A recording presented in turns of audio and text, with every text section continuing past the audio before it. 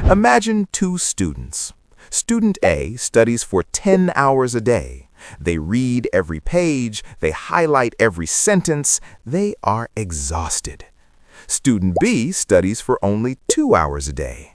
They relax, they sleep, but on test day, student B gets the A+. How is that fair? Is student B a genius? No. Student B just knows the difference between working hard and working smart. In 2026, school is going to be harder. If you are still studying by rereading your textbook, you are wasting your life.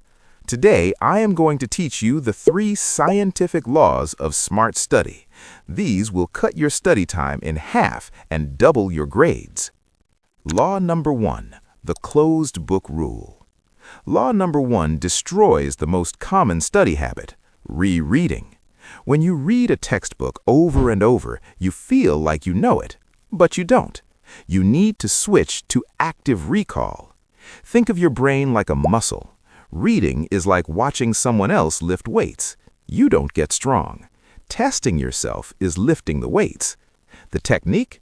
Read a page, close the book, grab a blank piece of paper, write down everything you remember. Every time you struggle to remember, your brain is growing. Law number 2, the time travel technique. Law number 2 is about when you study. Most students cram.